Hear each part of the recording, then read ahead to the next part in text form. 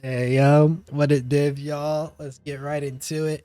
I realized I haven't actually talked about something pretty important coming this patch, and it's just because, well, quite frankly, I didn't have enough information at the time, and I do want to make it very clear. I still don't feel like I have enough information to really talk about this well, but I feel like if I keep just saying, oh, I don't have information, I don't have information, I'll never actually get to talking about it, and I want to make sure that I did give you guys some of my thoughts on the Warden, Raider, as well as Gladiator updates this patch because, well, I've given no real thoughts about it besides some slight skepticism and whatnot, but I can take this time to give real thoughts, real speculation as far as what I think they might be used for, skills to keep an eye out for, interactions that I want to see more information about, or concerns about my ability, all that good stuff. Before we get into all of that, videos, like the video, lets me know you want to see more. Subscribe to the channel, notifications on if you want to know when I'm posting. Now let's talk.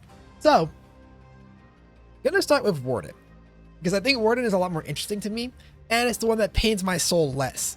I want you to be happy before I bring you to my despair with me when I talk about Glad.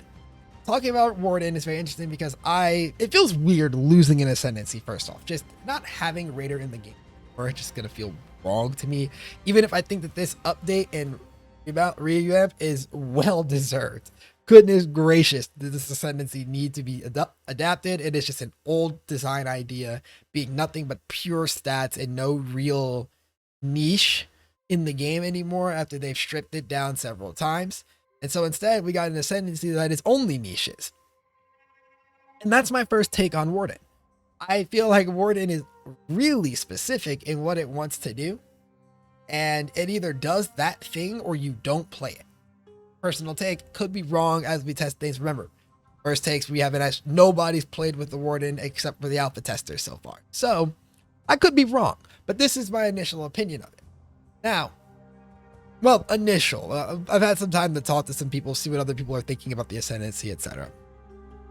Now, on that note, I do want to give a special shout out to Avatar of the Wilds. I was really harsh on this skill when I did my initial reading and note taking of patch notes plus Ascendancies and all that stuff. I thought this Ascendancy node was extremely terrible, but I think I am just underrating how much damage 80% more damage is. I will say that this is very annoying to use if your character cannot apply all three types of ailments. So talking about, and next the question, will it check? I'm assuming it doesn't check differently, but will it check differently between Scorch and Ignite? The wording implies that it won't, but this will need some testing, because the idea that you will need to effectively hit with all three ailment types all the time, very quickly, to make sure you're getting the full 15 Unbound Fury per second to then get your next Unbound Avatar within 7 seconds is pretty important. This also is an ability to scale with duration, which I think is really cool. The ability to, say, add duration to your character to make Unbound Avatar state last even longer is very appealing to me. So this node gets an A+ from me, as I think it is definitely the node that the Ascendancy is built around. I just wish it was a little more consistent in its value. The three elemental nodes leading up to it, Oath of Spring is ridiculous, just flat out. You just need to make sure you can shock the target, right? You do actually still have to apply a regular minimum 5% shock in order to do it. It's just that you need to do it several times over in order to stack up to 100%. But that is so much nicer for a lot of builds out there than trying to apply actual 30% shocks or 50% shocks, right? So very interested to see how the spring get used, and they're definitely going to find some abuse cases, such as, well, the taming almost got abused before people talked about it, and GGG was like, oh no, and fixed that, right? Similarly, the summer has some interesting potential, but Rising Tempest has already been taken out. I wonder if there will be another way to make something ridiculous happen with summer, because the idea of being able to apply two -20s, two -30s to a target could be really strong, even if it's just something as simple as maybe it's a regular -10, but it allows you to use, say, like a Sea of Fury more openly, right? Like, who knows? I think this is cool. Very excited to see what people can come up with to do with Up the Summer. Giving both Up the Summer and Up with Springs like a B+, A- type of vibe. Like, I really like the nodes. They're really specific. Let's talk Oath of Winter. I like this node. I do. I think it's bad, but I like it, The idea is really cool. I think it enables some really interesting things involving either blast freeze or things like heat shiver. And there's probably other stats that do check for specifically targets being frozen, such as the cold damage mastery as well, that this might actually balloon up over time as people find more ways to make use of it. I also think it gives this Ascendancy a much needed defensive layer, because I'm going to talk it a little bit about how their defensive layer got massacred. So overall could be good, but I'm a little sus on it. Just a little sus on it. Just going to be real with you, right? Now we go into the bark skin section, which I'm going to just keep it quick and simple. This area sucks. They put way too much value on nature's lessons, the 4-pointer, or lesson of the seasons, my bad, the 4-pointer, and they took away the power from Barkskin, when now Barkskin is just like, it's only 10% reserved, but the fact that it's so weak now makes me feel like it's not worth the Ascendancy points, even if Lesson of the Seasons could be 20% additional suppressed spell damage. It's just, I don't know, it's just not there. I really much do not like this section. Then this contributes to the leading feeling that I have about Warden, which is that the Ascendancy is squishy, very squishy. And then there's the tincture section, which I do not have a full set of thoughts about. This is the part where I was like, I would like some more information still. Without actually seeing what every tincture does, as well as what is actually possible through tinctures, I'm only left in a state of speculation. And so I will use this speculation to finish up my whole thought on this Ascendancy. I think the elemental attack section of this Ascendancy, beautiful.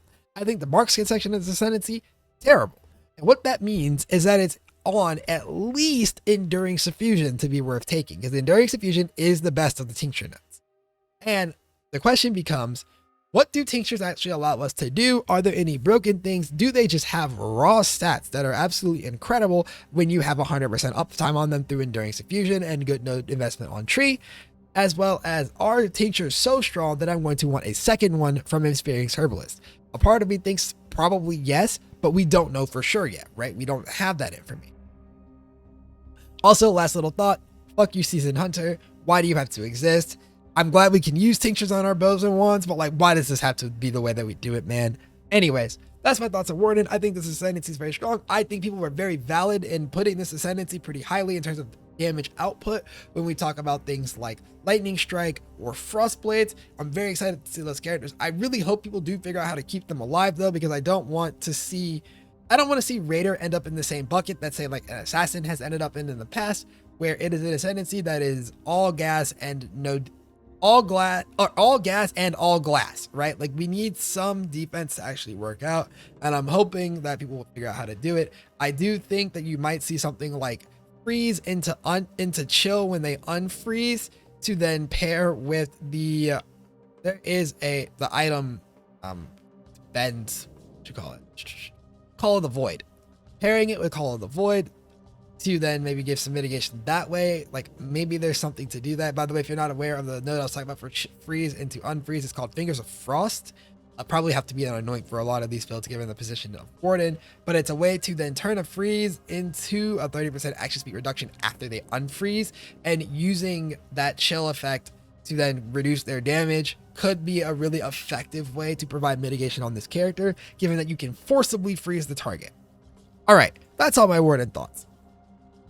Now let's talk Glad, because I said I had a set of thoughts where I was high, right? Like, I genuinely think whoops, my bad. Of course I have it. I think Warden's damage is good, and I think that it has good potential in the long term to like really scale well with people like getting their hands on it and figuring out the things that do and don't work with the elemental nodes, as well as what tinctures are really capable of doing, especially if you have unique tinctures. I do not harbor the same excitement for Glad.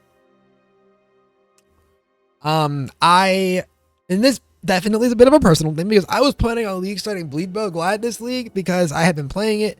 I played it back in Crucible League even like over a year ago, and I thought it was incredible then. And I was just thinking before we even had teasers this league, like, oh yeah, baby, I'm gonna play some Bleed Bow.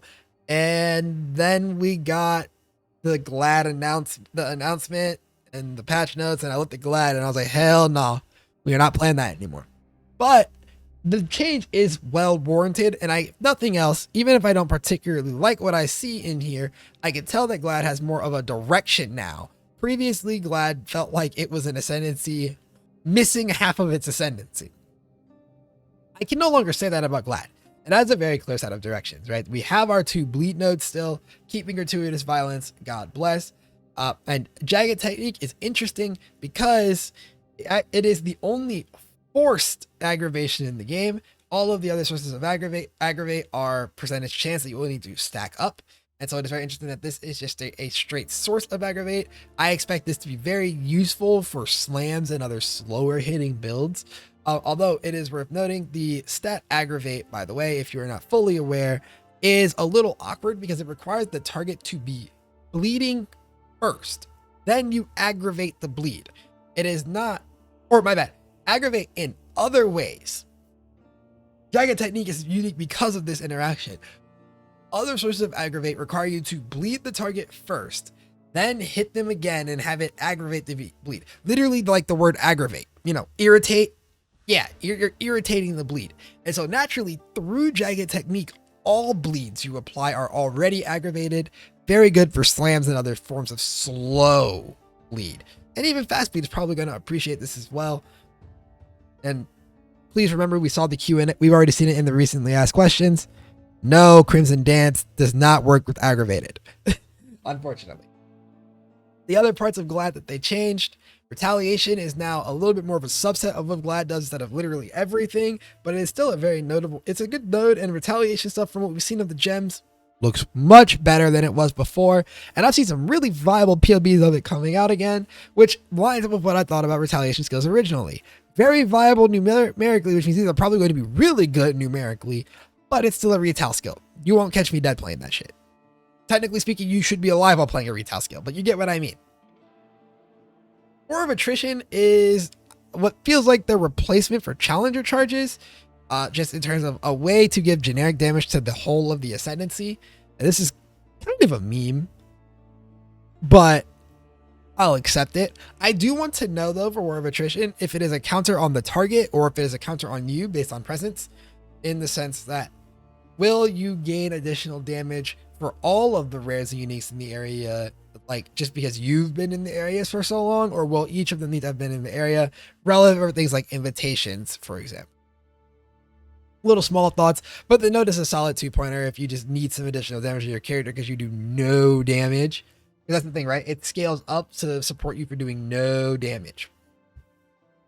Weapons Master, very good node. Veranastra stats are a little high at the moment. Like instance that I feel like people are going to start trying to use Veranastra because of Weapon Master.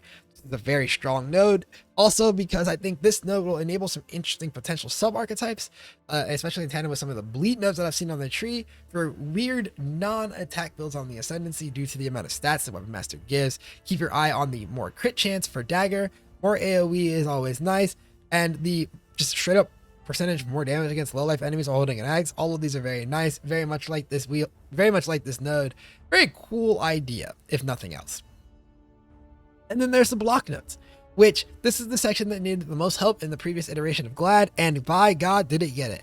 I think this is so much better than what the original Glad offered, even including the fact that, Versatile Combatant got a buff to its like maximum block numbers, much needed adjustment.